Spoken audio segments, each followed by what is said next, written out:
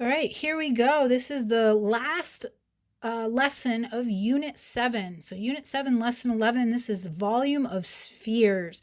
So, a sphere is any type of ball. So, the earth, a globe. I got a little ping pong ball here. I've got a baseball. So, those are spheres. Hopefully, you're all aware of what a sphere is. So we're going to look at finding the volume of spheres. So I'm just going to kind of show you. I don't have as cool of a demonstration for where the formula comes from for the spheres as I did with the volume of pyramids and cones. I think there's still some sand kicking around here. So sorry that this demonstration won't be as cool, but I am going to try to explain where the formula comes from. So it says to discover the volume of a sphere, imagine a sphere that is cut into two equal halves called hemispheres. We got a feisty cat in here. She's talking to us. She's saying hello. Fit a cone into one of the hemispheres as shown below. So here's the cone. You can see it's in the hemisphere because this is the whole sphere, and so halfway through there is the cone. Fill the cone with sand and pour the sand in the hemisphere. So the reason I can't do that cool demonstration is I don't have a sphere and a hemisphere and a cone that this would work with. So I'm sorry. I'm sure you'd love to see me make a mess again. Okay, so the hemisphere is filled with exactly two cones of sand. So this hemisphere right here, if I take the cone, it will fill the hemisphere twice. So the hemisphere is half of the sphere. That means I need 4 of those cones to fill up with the sand. Okay, so let's backtrack here. The cone. We know the cone is the volume of it is 1/3 times the area of the base times the height, right? We know that the area of the base is a circle, which is pi r squared. So I'm going to take this right here and I'm going to substitute it in for b. So I've got 1/3 times the area of the base, which is the pi r squared, and then I need the height of the cone. Well, if I look at this diagram here, here's the cone, here's the height of it right here. The height of the cone is the same as the radius of the sphere. It's that same radius as the radius of the base. See these two? They're the same. So instead of h, I'm going to do another r. But let's back up for a minute. How many of these do I need? So that's the volume of one of these cones. How many cones do I need? I need 4. Okay, so that looks crazy confusing. So let's clean it up.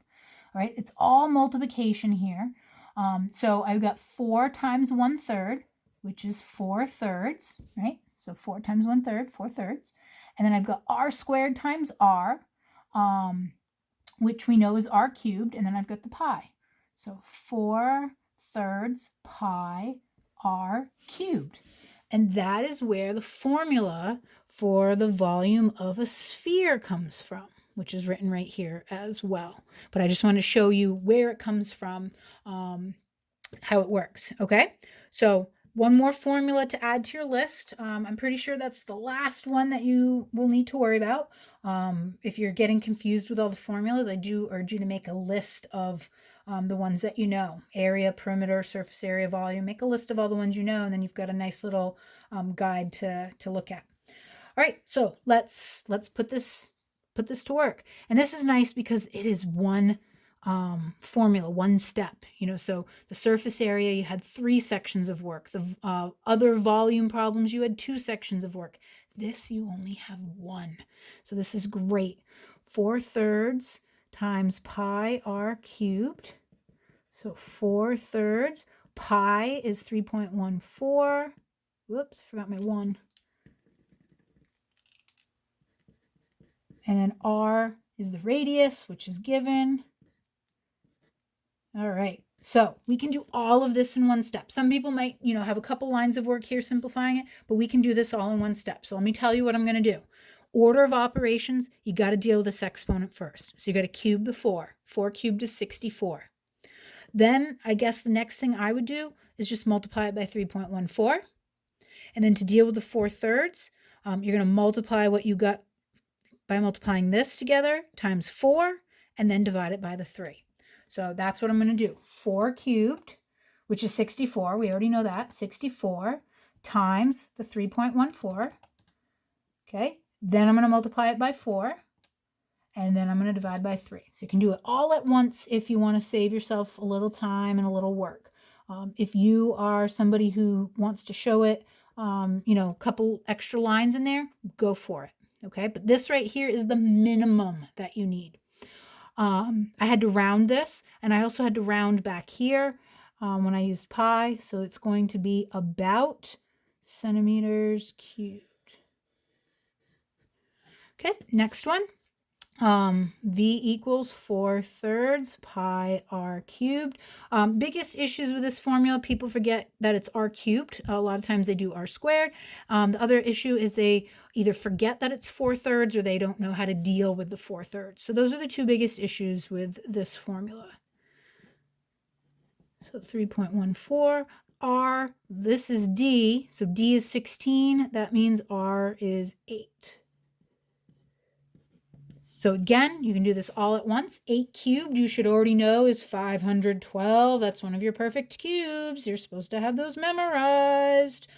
512, multiply that by 3.14. Multiply that by the 4, the numerator. And once you get that answer, divide that all by 3. And you get 2143.57. That is about... actually, let me show you the calculator. It comes up 0.57333, and it looks like that's repeating. It probably is, but I rounded it. Normally when it's repeating, we leave it because it's exact. This isn't exact though, because we had to round all the way back here already. So your answer is just going to be rounded. You don't need to give that repeating 3 part for this because it's not exact anyway. And then feet cubed. And that's it. So pretty straightforward here. All right, and now the remaining 2 problems, this one and the one on the back, are just a little more like application type problems, okay? So it says find the volume of the shaded portion of the figure. So the shaded portion, so it's a sphere inside of a cube, okay? And the shaded portion is everything that the sphere doesn't take up. So what we need to do is we need to find the volume of the cube, find the volume of the sphere, and then subtract them. So let's start with the cube. That will be easy. So V equals a BH. The base is a square. 8 squared, 64. It doesn't give any units, so we're just going to say U squared. So 64 times 8, and that's 512 units cubed. And I'm sure some of you were thinking, wait a minute, we know how to do the volume of a cube. We know it's s cubed. Sure, go ahead. You can use that. I was just trying to keep it consistent with what we've been doing for the last, few lessons. But yes, you could use the V equals s cubed. That's perfectly acceptable. All right, now we got to do the sphere.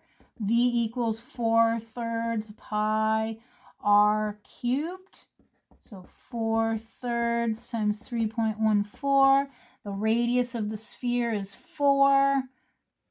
Now this hopefully looks familiar. That's the same one we just did up there. So we already know the answer is 267.95 units. That sand is messing me up. Okay. That looks like a 4. Oh my goodness. Fix that. There we go. Okay, so there are the 2 pieces. And then the shaded. Okay, so stop and make sure your numbers make sense. What always happens is people mess, if they mess one of these up, you have to subtract and they just subtract anyway. Stop and make sure. What should have the bigger volume? The cube should. And if the cube doesn't, in this particular case, if the one that should have the larger volume doesn't, you've made a mistake somewhere. So go back, check it out, fix it, see where you went wrong. But this case, we're good. The cube is bigger than the sphere, so that's good. So we're just going to take these 2 and subtract them. And it will be about, because the 267 was about, so about 244.05 units cubed. So the volume of all this shaded area is that right there. And then the volume of the unshaded, the sphere, is that, and these two combined give you the volume of the whole cube. All right, whoops, there it is. All right, I'm going to stop it here. There's only one problem on the back, but I do want to make sure that I have enough time, and make sure I don't make any silly mistakes. So I'm going to stop this here, and then I will be right back to do the problem on the back.